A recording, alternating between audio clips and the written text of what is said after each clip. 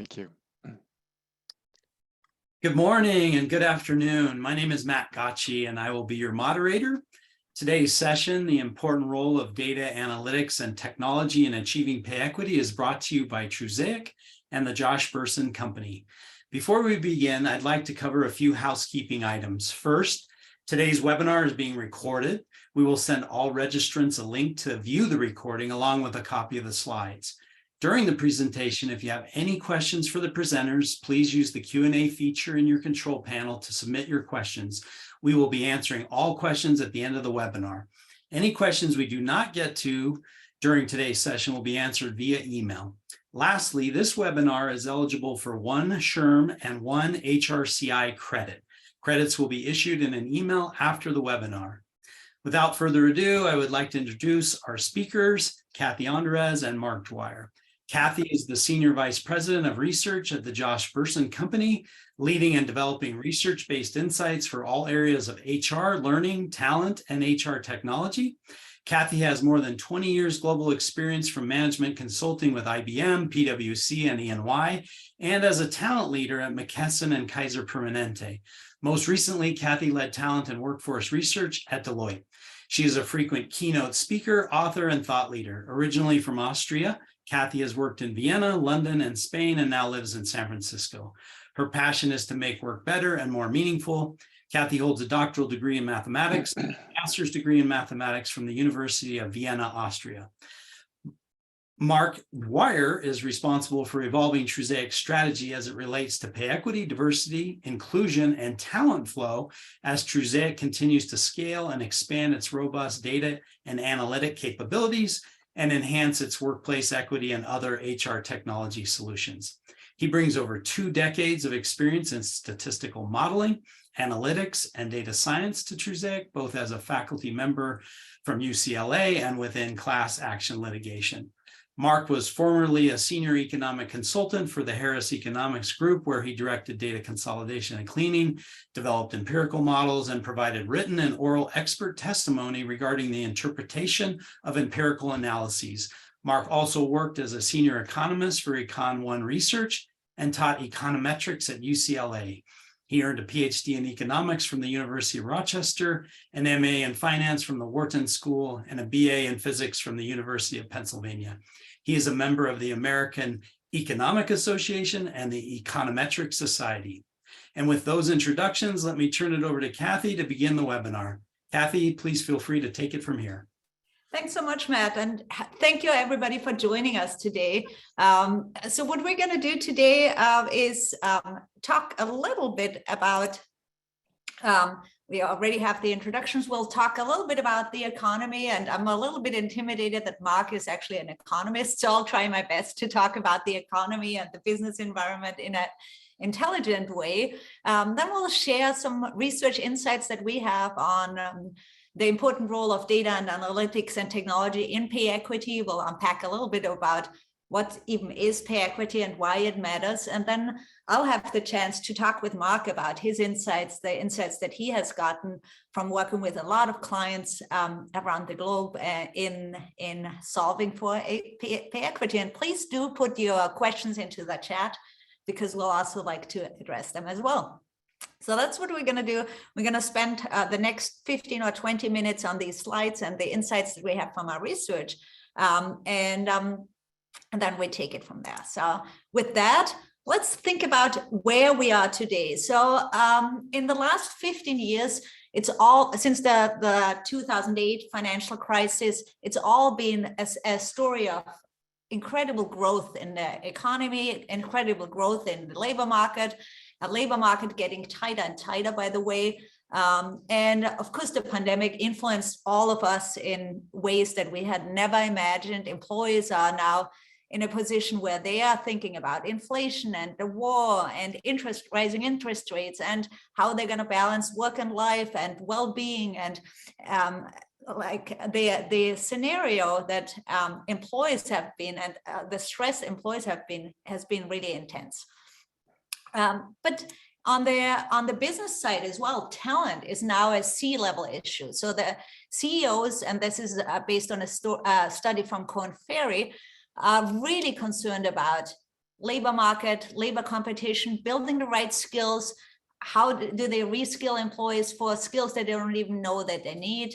How they innovate, how do they bring creativity into their business model, culture and leadership, all C-level issues. It's not just an HR issue anymore. It's really a C-suite issue, a CEO issue as well. So CEOs are really concerned about how are they going to respond to that war for talent, labor supply, and on the employee side as well. A lot of employees are worried about mental health issues, racial injustice, diversity, equity, inclusion, of course, has come up over and over again, and it keeps coming up, and that really relates to pay equity as well. A lot of employees don't even, almost 40% of employees, Americans, don't believe, 60% actually believe they are not going to be better off in the next 5 years, and economically speaking. And so that's all impacting the demands for pay equity and better and more fair pay as well. Fertility rate is going down as well. So from the employer side, it's probably going to get worse. The labor market is going to get tighter and tighter.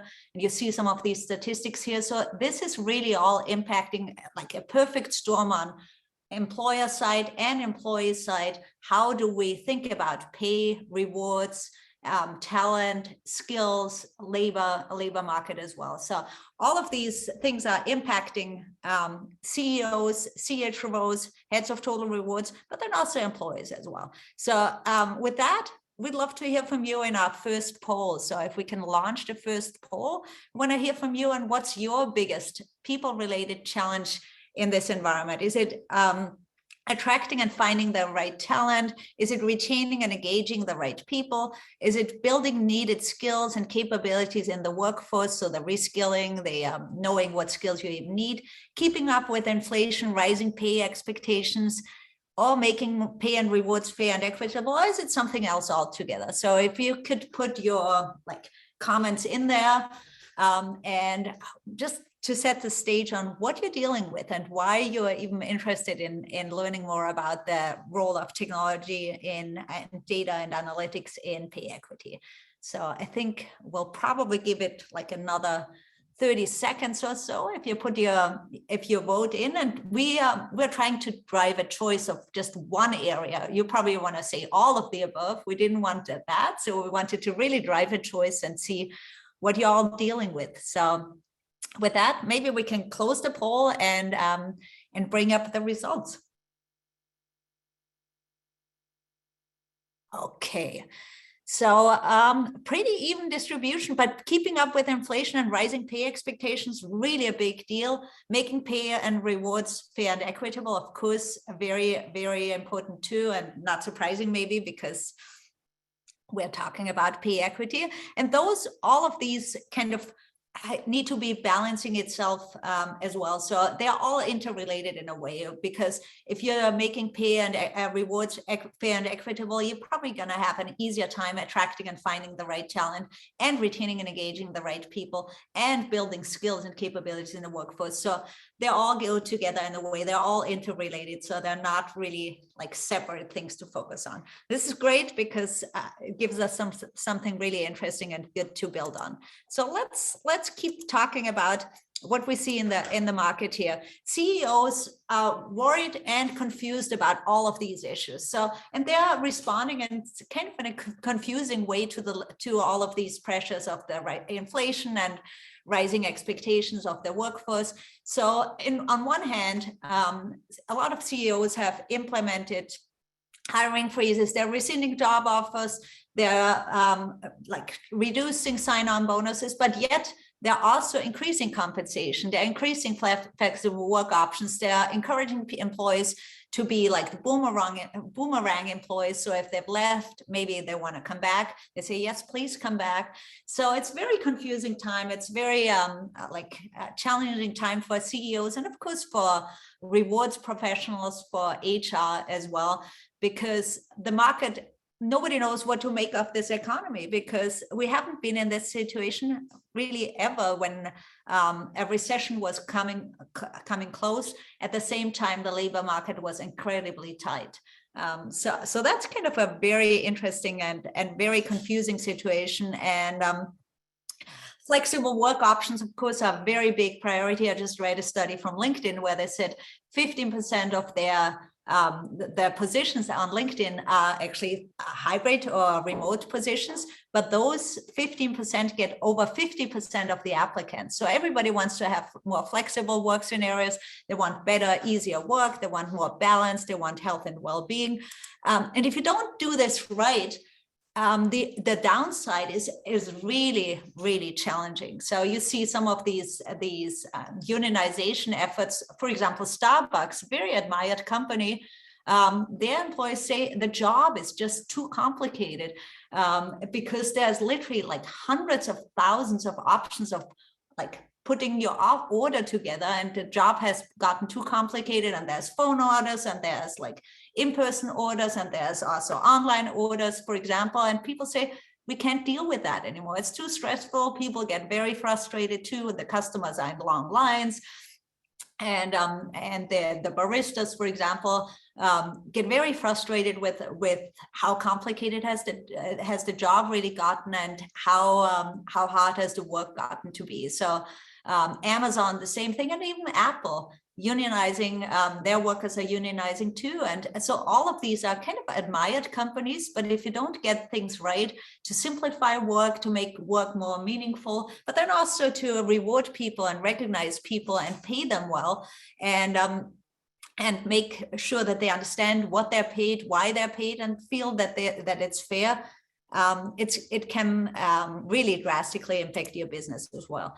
Now, pay is now the most pressing and most important issues for employees, has superseded. Last year was all about physical health and fitness. If you remember, a year ago, we were all still in the throes of the pandemic, and people were worried about infection and getting sick and being maybe stuck at home, and work-life balance, of course, as well, because those of us who are lucky enough to work remotely or on a computer, we said we're all Zoom fatigued and have all this like overload of working all the time and no boundaries and all of that. Well, this has all now changed because inflation is here. People say we can't make our monthly expenses. We don't know even if we're going to be able to retire. And then, of course, it gets to the work-life balance and physical health and wellness and mental health, of course, as well. But covering monthly expenses has been really, really important. And we read all these studies and statistics, how younger people, for example, they need to take 2 jobs to just make ends meet. And that's not really a good thing to do. And is it fair? Is it equitable? Can we make sure that people can make a living wage? All of that has to do with like factors into pay equity as well. Well, if we think about pay equity and pay transparency, that has gotten a lot of press now as well. Here in California, where I live, you probably all know about the pay transparency laws that are coming into effect in just under a month. So in January, the New York City pay transparency laws that came into effect had some really interesting things too. When you see, for example, some of the jobs that are posted have a range between $50,000 and $250,000 a year. Well, that's not really a pay range, right? That's like just saying we're going to pay you something. We don't know if it's going to be a little or if it's going to be a lot. But all of these laws are coming into effect, and lawsuits, of course, on pay equity. The Google lawsuit, very, very big. I think it's the biggest one that has been in place in the last decade or maybe ever. So all of these things are impacting the demands for pay equity and the journey that you all hopefully are on to think about pay equity in a different way, and how can we get our arms around it? How can we make change happen and not ever accomplish maybe pay equity ever, because you're probably never done, but how can we get on this journey, and can we get started on this journey? So let's hear from you for your next poll now. Where are you on your pay equity journey? Where are you at? And if we can bring up the next poll, that's great. So where are you at? Have you even started yet? We haven't even started yet. Are you planning to get started in the next couple of months or next few months? Have you been working on it for under a year? Have you been working on it for over a year? Or are you really experts in it? And if you're expert in it, it's great. I'd love to hear from you, and we'd love to hear from you how you're doing this. And we did talk, by the way, with some organizations as we embarked on this research, who are really have been on this journey for a few years and are really very good at it. And I'll share some of these insights with you in a little bit. And then we'll also hear from Mark on what he's been hearing and what he's been experiencing working with these companies. So, but yeah, let's just put your mark in. Maybe we'll give it another 10, 15 seconds to see where you're at on your pay equity journey. And then we'll bring up the results. So maybe we can close the poll and bring up the results to see where everybody is at. Okay, good. So 30%, 1 in 3 are about haven't even started yet. So you want to know how to get started. Have been on this journey for more than a year. Wow, that's the biggest group. That's great. So would love to hear from you what's on your mind and what you want to learn from what we're going to share here. Under a year are experts.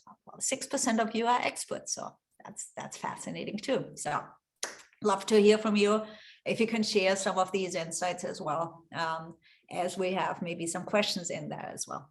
Good. All right, great. So let's keep going on this.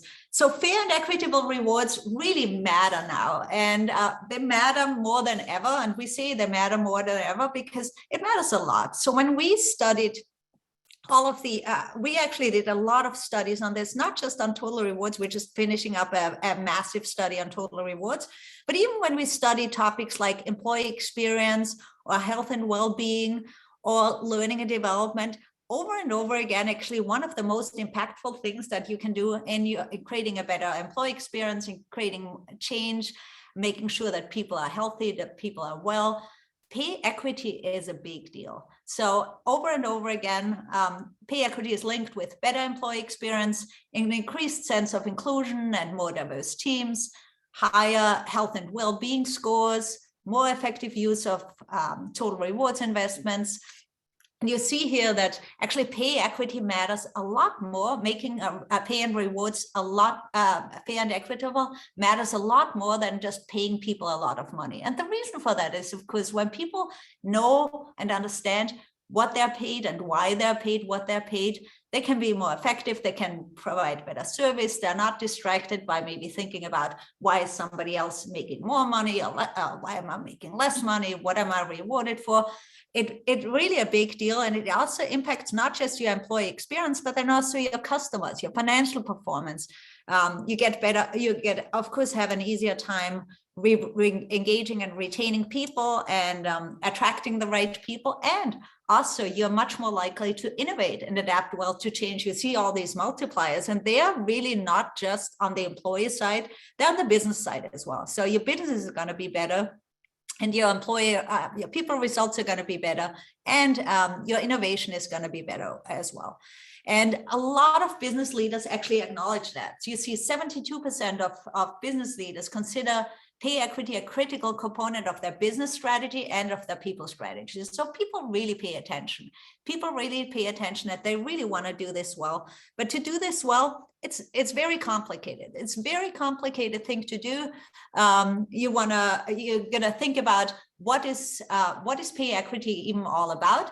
It's very complicated. It's equal pay for equal work. It might sound easy, but it's complicated. So you see all these things that factor in there, whether that's salary history or how you communicate about that, what qualifications somebody has, what skills people have, what experience people bring to the table, span of controls, performance levels, performance management, how you retain people, retention bonuses, maybe when people want to quit and then you say, maybe we're going to pay them more, how you bring people in as new hires, how you bring people in when they return to your company as boomerang employees. So all of this it's a very complex and very complicated area to do. So all of that, driving that is a hard thing to do. And we'll hear from Mark a little bit more when we talk about how you drive that. So equal pay for equal work sounds like a simple concept.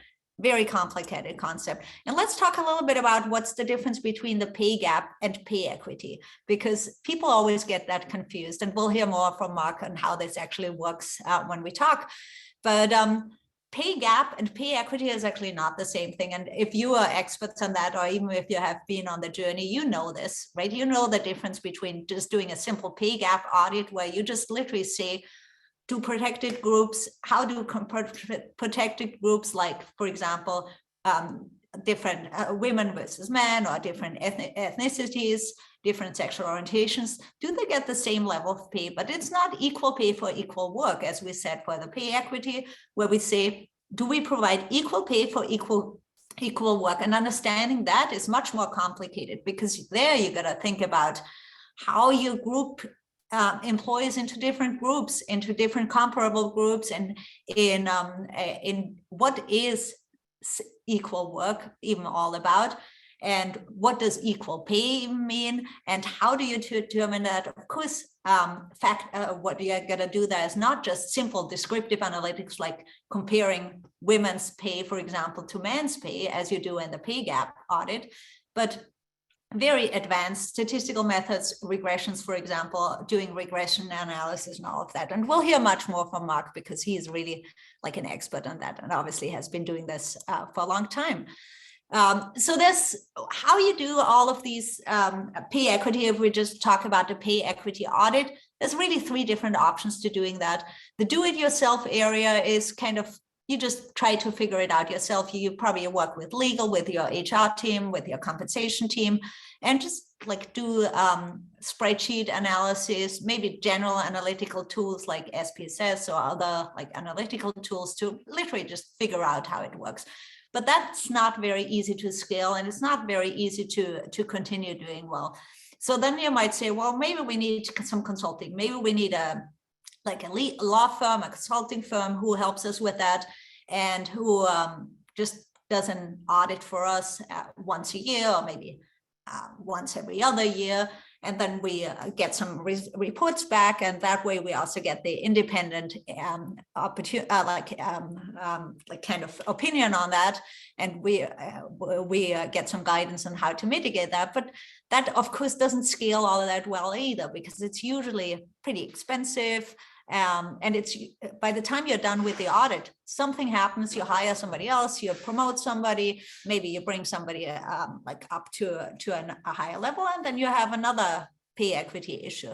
And that's where the specialized software actually comes in. So using specialized software like Trusaic, for example, for ongoing audits, working together on this audit, who works together with you.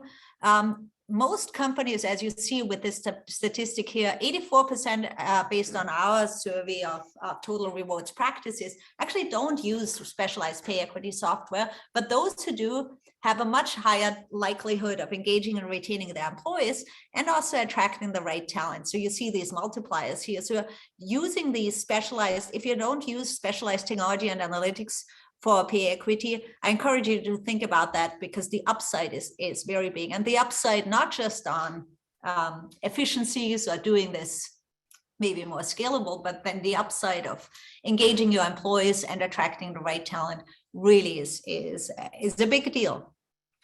So let's talk a little bit about how you do a pay equity audit, and we'll launch a report together with Trusaic in probably in January, where we spell all of these steps out in a lot more detail. So I don't want to maybe share too much about it, because I want you to look at this report and read this report.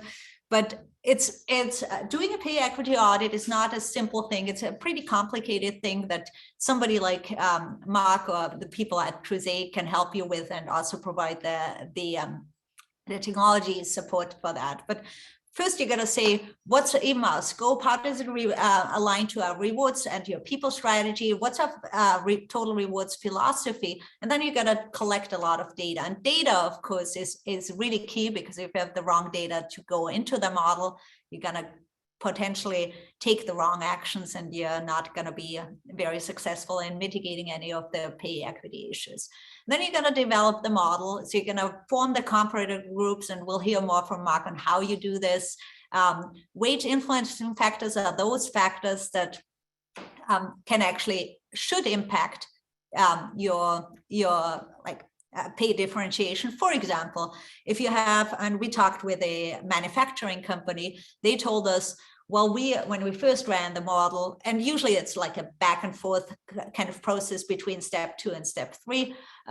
So when you validate the model, they told us, we first built the model and we kind of forgot to bring in our shift differential, because shift differential means some people work the night shift in our manufacturing site, and we kind of forgot about that. So when we ran the model, then we said, oh my God, we need to bring this in, because that should be a wage influencing factor, which this is, for example, if a woman or a man was doing that night shift, shouldn't be a wage influencing factor. So lots of different wage influencing factors. And then you do your regression analysis, you see what connects to what. And we'll hear more from Mark later on, why you need regressions for that and how you do these regressions and what you factor in there.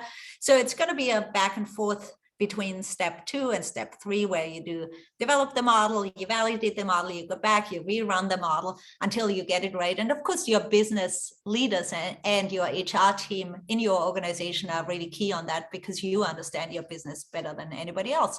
And then once you're good with the model, if you feel it's an accurate model, it's a good model, then you plan your actions. So your individual actions and how you adjust compensation, and also think about what's at the root cause of all of these problems that we might have. Do you need to adjust policies? One retail organization we talked with, for example, they told us, we made training requirements for certain pay increases much tighter, because we said, if people are more qualified and have specific training certifications or something like that on our side, we tie that very explicitly now to pay, because before it was very broad and very kind of more not objective on what the wage influencing factor there was.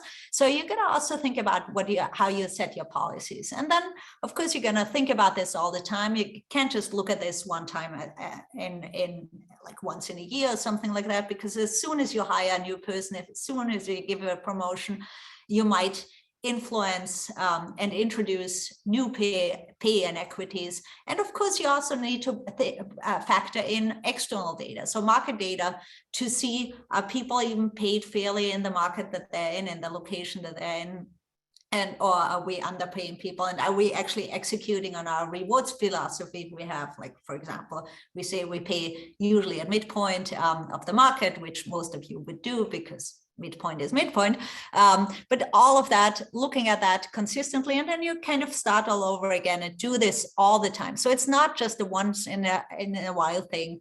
Of course, at the middle of all of this and at the center of all of this is a lot of data and tools and technologies. So with that, I'd love to hear from you again on our third poll on what tools, what technologies do you use for pay equity work? And so if we could issue our next poll. So do you not do pay equity work at all right now? Do you use spreadsheets? Do you use general analytical software like SPSS or other like general tools? Or do you use specialized pay equity software like Trusaic's PayParity tool? So with that, pretty straightforward probably, and maybe it's a combination. Obviously, if you use spreadsheets and pay equity, specialized pay equity software, that's I would still suggest you take the specialized pay equity software option here. So with that, maybe let's give it like another 5 or 10 seconds and put your poll vote in, and we'll take it from there. All right, let's bring up the poll results if we could. Okay, so about a quarter of you don't do pay equity work just yet, but hopefully you're interested in getting started, because that's where you're joining this webinar. 50% of you use just spreadsheets, 15% use specialized pay equity software. That's actually very similar to what we saw in our survey, where we said just 16% use specialized pay equity software. So very interesting, very aligned with what we saw in our surveys. So I'd encourage you, if you're not using specialized pay equity software, use all these multipliers that we determined how much more likely you are if you use specialized pay equity software to drive your pay equity work. You have much more likelihood of engaging your employees and and attracting the right talent as well. So look at that and find out more about Trusaic's pay equity software. All right, with that, let's talk just a little bit about data and data quality. Of course, at the middle of all of this is good data. So if you don't have good data, kind of garbage in, garbage out, right? So you got to think about data quality. We have 6 factors here of data quality. I'm not going to go through all of them, but basically you're going to think about all of these kind of dimensions of data quality.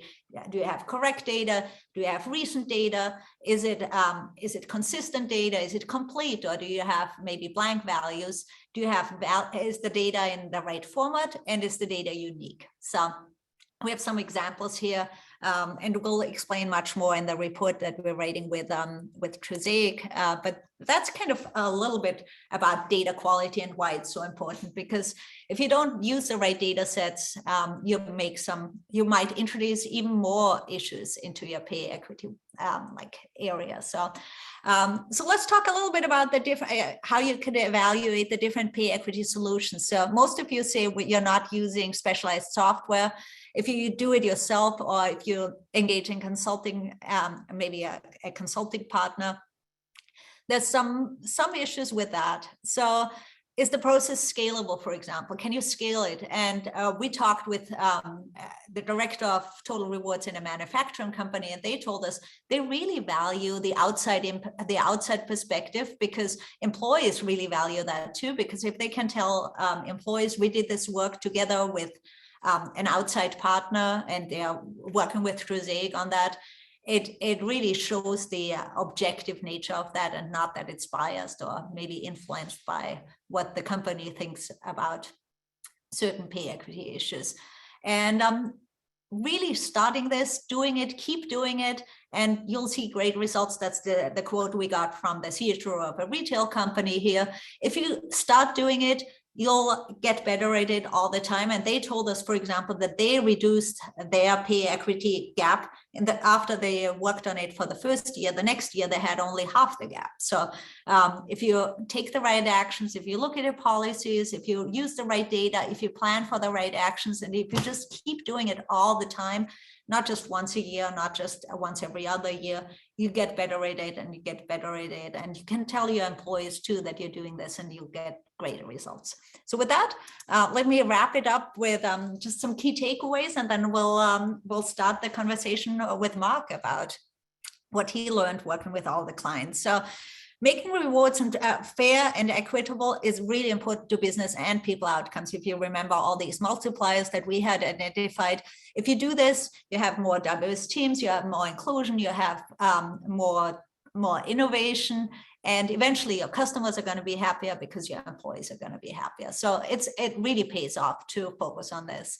To do this well, you need data, you need analytics, you need technology, because otherwise you're kind of just shooting in the dark and you're not addressing the real issues. And the last area, when you use specialized technology for pay equity, it really helps you win the war for talent, and goes full circle. What we started with, war for talent is real, and just focusing on pay equity, using specialized technology for pay equity is really where it's at. So with that, let me stop sharing, and we'll open it up for the discussion with Mark.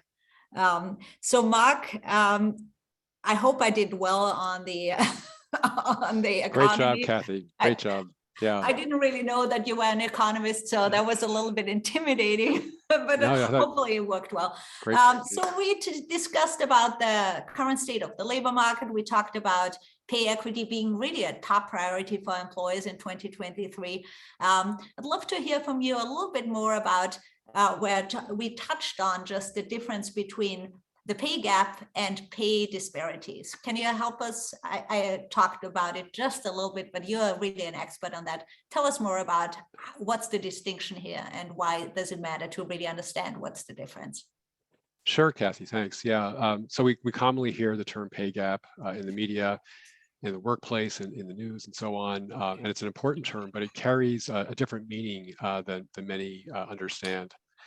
So a pay gap simply refers to the average pay difference, difference in compensation between two classes of individuals, class being something like gender. So men versus women, black versus white, white versus Hispanic, or so on. Sometimes it's also called the raw pay gap. And what that emphasizes is that a pay gap doesn't control for anything. It doesn't account for differences in skill, effort, responsibility, or working conditions, which are the fundamentals that we think of as driving differences in pay. In contrast, so that's what a pay gap is. A pay disparity, on the other hand, refines pay gaps by taking into account these additional reasons for differences in pay. Some of the factors like location that I just mentioned is directly measurable. Where's the work being done? And you mentioned shift work. That's another example of something that's sort of directly measurable. Other elements like skill are harder to just say, okay, what's someone's skill? And those are represented by tenure or time with the organization, education, and prior experience. So after accounting for these reasons, the portion of the remaining difference that aligns with with a difference, like a male-female difference, that's the pay disparity. So it's after controlling for those effects. For example, a female pay gap may show that women are earning 83 cents on the dollar, which is, I think, a recent national average for the U.S. That's just a raw pay gap. While if you start to control for these underlying factors, that may fall substantially and may be much closer, a much closer alignment, like 96 cents on the dollar. So while similar, these two terms carry substantially different meanings in the context of pay equity. And it's one of the first things that we explain to clients of our PayParity product, PayParity software. Yeah, that's really interesting, Mark. And before we go to my next question, I just want to bring a little comment in, maybe a funny story. When I talked with my husband, who is a very big soccer fan, I talked with him about the pay gap between the female US soccer team and the male US soccer team, and why they should maybe be making the same amount of money. And he said, which I really appreciate his thought, he said they should either make a lot more or a lot less, because they're a lot better than the American soccer team. Right. So maybe they should make a lot more or a lot less, because maybe they have less viewers or something like that. So depending on how you measure equal work, right? So I thought that was funny. Like you said, it's complicated. Yes, it's complicated, exactly. Yes. So what is equal work, and what does equal pay mean? Yeah, so it's really complicated. So tell us a little bit more about why it's so complicated, which I talked a little bit about the complication factors, but tell us more about the complication here. Sure. So yeah, pay equity is complex because it brings together several knowledge areas. One is what's often referred to as data wrangling, which involves cleaning, validation, and consolidating data. Then another piece, a big piece, is a statistical foundation, which underlies the purpose of the groupings that you mentioned earlier, pay analysis groups, how the analysis is broken up across the workforce, and also the role of wage influencing factors in a regression analysis, what their purpose is, how they should be constructed as well, involves some statistical nuances as well. And then finally, once an analysis is done, disparities may be measured. What are you going to do about it? And so understanding the different options there, the different pay adjustment strategies is also important. And this is all within a particular legal and regulatory framework, right? So depending upon the jurisdictions in which an organization operates. So fortunately, specialized technology like Trusaic's PayParity can make performing a pay equity audit much more manageable, because it's already brought together these areas. Some of our clients have come to us attempting to perform pay equity analyses either internally on their own or with support of legal or consulting counsel. And they're not getting the visualizations that a specialized tool offers, or the understanding, nor the actionable guidance. Those are kind of frustrations that we hear voiced from clients who come to us from those backgrounds. Yeah, that's a really great call out, Mark. We saw that in our research too, and I shared it before, that organizations that use specialized pay equity software for pay equity audits, they're 3.2 times more likely to engage and retain talent, and 7 times more likely to attract the right talent. And of course, that's a big deal in today's constrained labor market. So I think that it's really important for organizations that want to prioritize pay equity in 2023. Yeah. So software, I think we've seen it. It plays a big role. Ideally, that software should be able to look at diverse race, ethnicities, and genders within a single analysis, within a single regression analysis. So why is that, Mark? Can you explain that a little bit more? Sure. So looking at gender disparities without taking into account race disparities and then doing a separate analysis on just race is not leading to actionable insights, because the measured gender disparities are partly reflecting race disparities, and the measured race disparities in that race-only analysis are partly reflecting gender disparities. That's really fascinating, Mark. Can you continue? Explain more about that. Sure. So yeah, so that's one dimension in which it's important to have a unified model. Another is, for instance, if instead of to be able to put all race, ethnicities, and all genders into analysis, one regression at the same time, if one were to instead run a white versus black regression, white versus black pay equity analysis, so, and then a white versus Asian pay equity analysis and a white versus Hispanic pay equity analysis, those are again incoherent. They're not consistent. They're actually telling you giving you different predictions about what fair pay is. So that's another example in which some software solutions aren't really giving you something that you can really work with to make adjustments. Another element of this is being able to differentiate between different race ethnicities, right?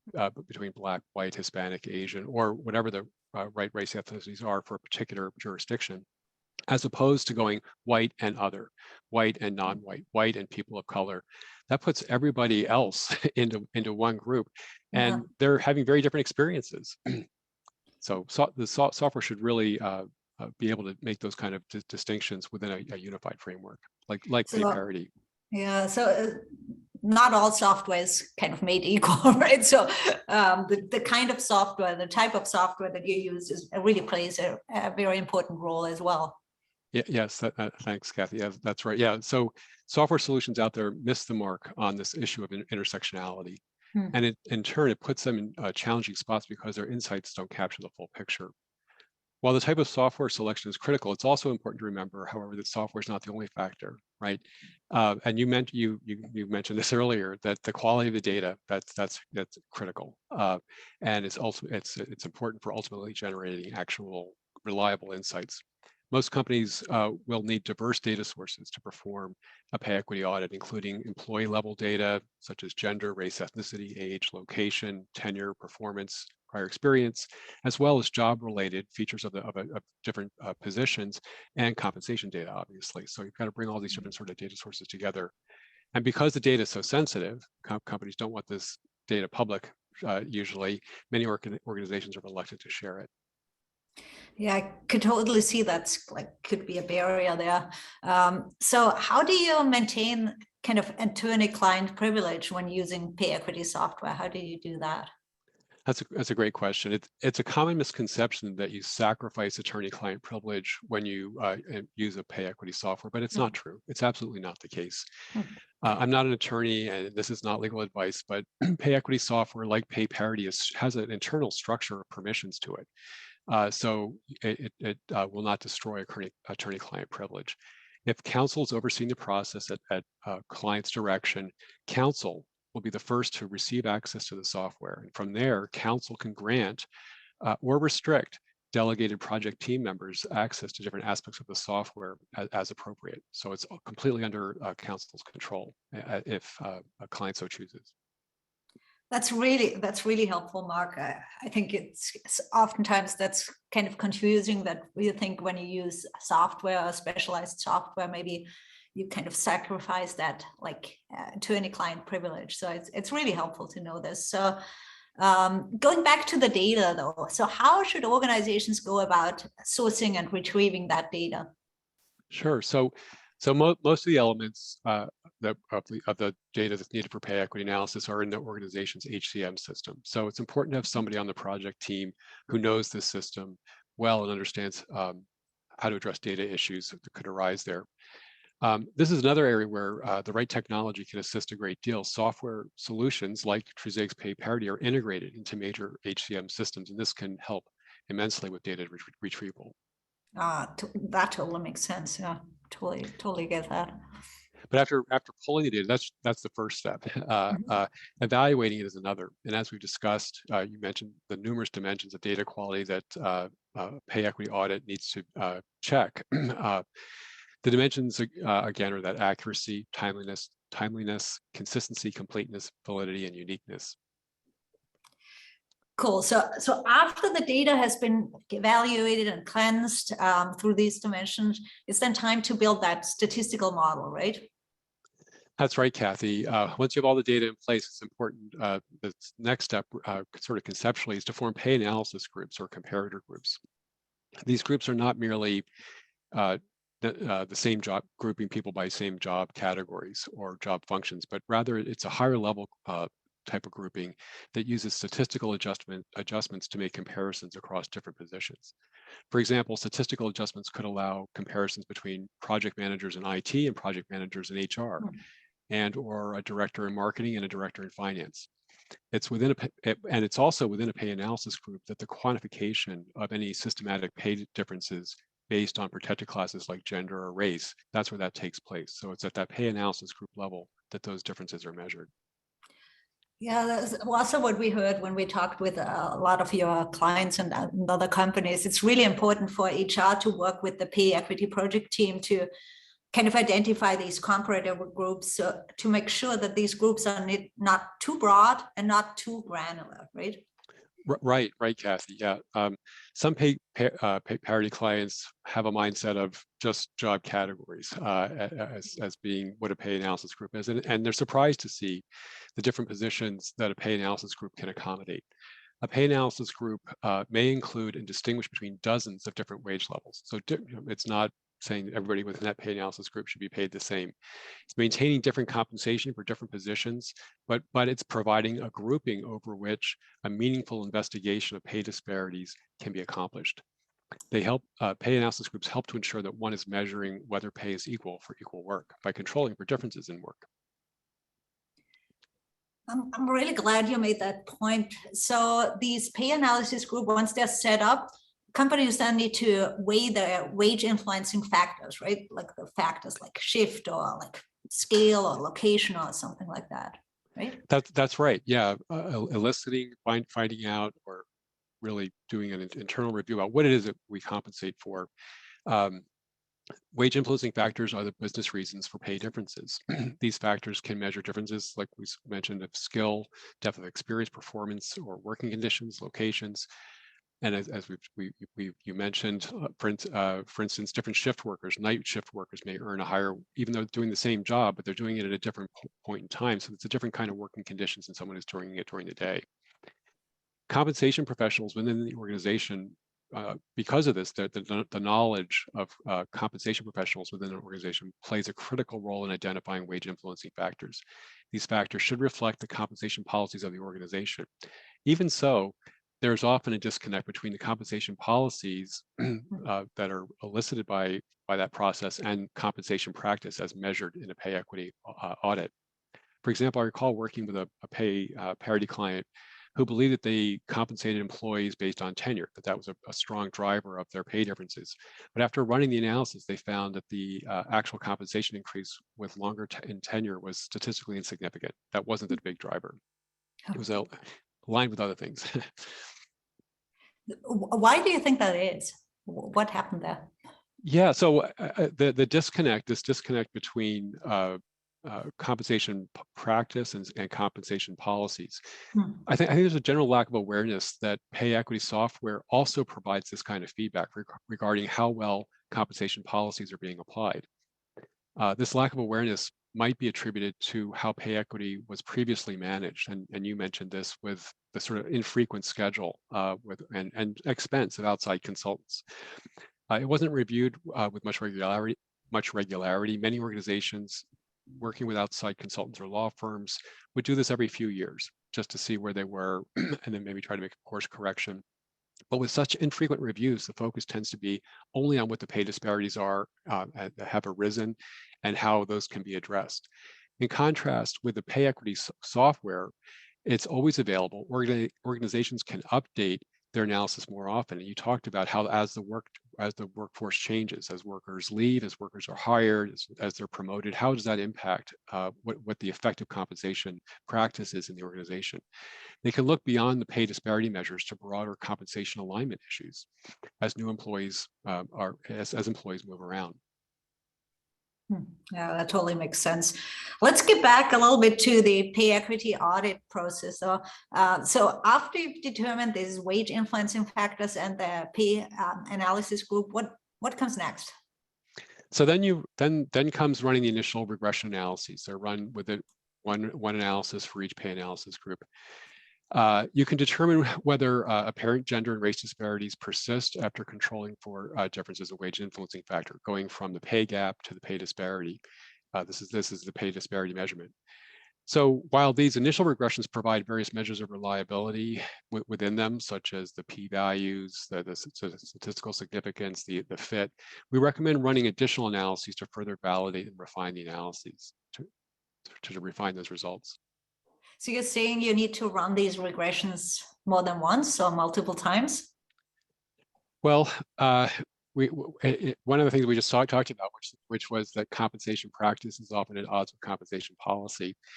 In the pay equity regressions, that's displayed because many of the wage influencing factors that a compensation committee or professionals will identify don't affect compensation, like the tenure example I brought up earlier. So it's worth checking, it's worth considering a regression that drops those effects that don't seem to have any influence on pay, rerunning the analysis with those omitted to see what effect, and whether the pay disparities are robust once you are still there, and whether they have changed, in what ways they may have changed. That makes sense. So what's the best way to update and rerun that model then? So in addition to dealing with wage influencing factors that are really not influencing wages, there's the potential that something was left out. It's less frequent, but there could be a scope for bringing in additional wage influencing factors.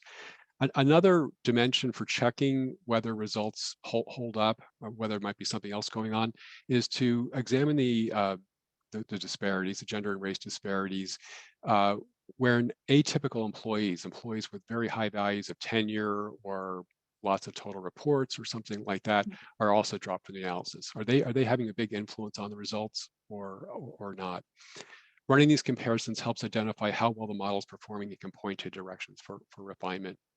But by tracking these alternative runs, the organization gets the feedback on the robustness of any measured pay disparities, and have an analysis that because they've dropped those wage influencing factors that are not influencing wages, they have an analysis in hand that can demonstrate that the wage influencing factors that remain are relevant, and that can be important for regulatory and adversarial litigation environments. It totally makes sense. So it seems like a very labor intense and analytics intense process. So it totally makes sense why kind of specialized software is important and not just general kind of do it yourself kind of software, right? Sure. Yeah. And many clients have been pleased with how quick these adjustments can be made after the analysis by being able to run it through the PayParity software. Every organization is unique, and the software facilitates customizing the pay equity analysis to fit the organization.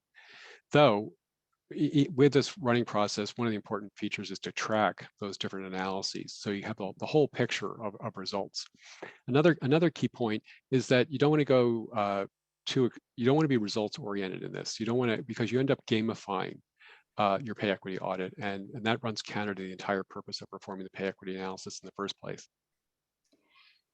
That's fascinating, Mark. So what do you mean by gamifying? Well, it's an important topic. Gamifying pay equity analysis refers to applying convenient wage influencing factors controls to get the pay disparity results that an organization may prefer. That is, rerunning the analysis, not to improve accuracy, not to check how stable are these effects, but to minimize pay disparities.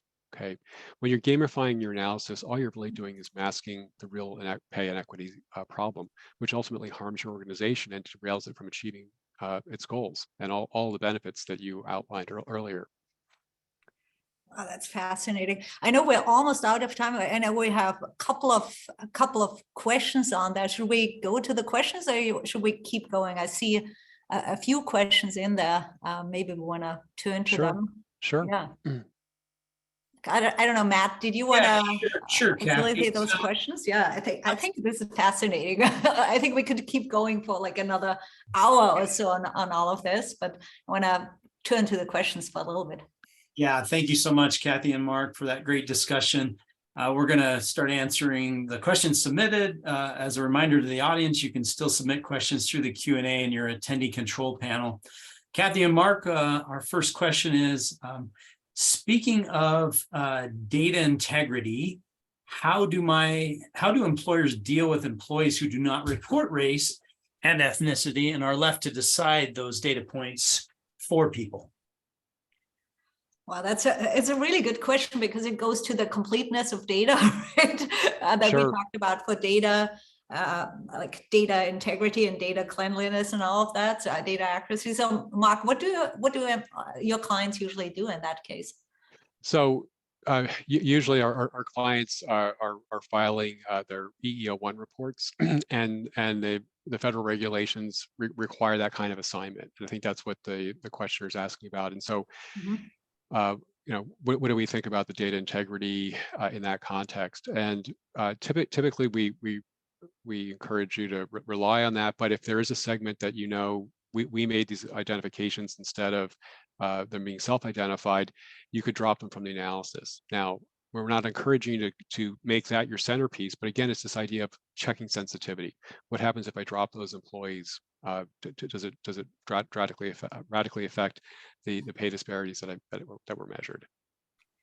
Yeah, I think one way to think about it too is, how can you communicate better to employees why they should self-disclose, right? Because if you tell them, we need this information because we want to make sure that everybody's paid fair and equitably, and I think being open about it, it's kind of a big deal. A lot of companies seem to be a little hesitant of even like acknowledging they're working on pay equity. Have you seen that too, Mark? That I know we had talked with some companies that said, we've been doing this work, but we don't really tell employees we're doing this work. Yes, absolutely. We've seen that, and there's a lot of thought and concern about that communication process, about how to set it up initially, and then how to communicate results and so on. And what I would say, where disclosure is a bigger issue even than race ethnicity, is on disability. So the data is really typically pretty sparse on just the self-identification for disabilities. Do you have any hypotheses on why that is, or even evidence why people don't want to self-disclose? Are they just, do they not trust it's kind of confidential or something like that? Maybe, I don't know. Yeah, well, I think we're a performance-oriented society, right? And organizations pay for performance, and so there's a certain potential risk or a sense of vulnerability if people disclose too much, or there's a perception at least of that, right? The fact that it enhances the diversity of the organization to be able to show that they have that kind of breadth is sometimes lost on employees. Yeah, totally agree. Matt, any other questions that we should answer, or should we maybe sum it up? Yeah, I think Kathy and Mark, maybe one simple, fast one, since we only have 2 minutes. How often does a company need to do a pay equity analysis with employees getting hired, leaving, promoted all the time? What's the optimal frequency, and how does software facilitate that? So the software really facilitates being able to look at, reassess your effective compensation practice, and it can be done monthly, it can be done quarterly. You wouldn't expect that the pay disparities would vary too tremendously over that period, but you're able to monitor your pay practices. What weight am I giving to tenure? How are my different departments stacking up? How is that evolving over time? As people move, as people get outside offers, and you match those offers as you bring in new hires and people are leave the organization. So the software makes it easy. It makes it easy to keep getting that touchstone, coming back and saying, okay, where are we right now? And certainly, at least annually, you want to be taking a hard look with if you have an annual compensation cycle adjustment process. You certainly want to be taking a very hard look at pay equity before and after, and perhaps running putting in proposed increases into your analysis. So you've got some certain pay disparities. You're proposing these increases. You can run that through our software. You can run that through PayParity and see what would be the outcome of that. All right, and with that, Mark, why don't we launch the last poll, Roshana? Would you like to schedule a meeting to learn how Trusaic's PayParity can help your company achieve pay equity? And while people are answering that poll, Mark and Kathy, thank you so much. And if your question didn't get answered today, we'll get back to you through email. I'd like to thank everyone for attending our webinar. As a reminder, we'll be sharing a copy of the slides along with the recording of today's session. Should you have any questions at all, please direct them to discover@trusaic.com. On behalf of Trusaic and our presenters, I want to thank you again for your participation and have a great day. Thank you so much, and Thank you. keep at it because it's really important. So keep doing what you're doing. If I haven't gotten started, get started on working on this. So thank you. Thank you. Thank Bye-bye. you.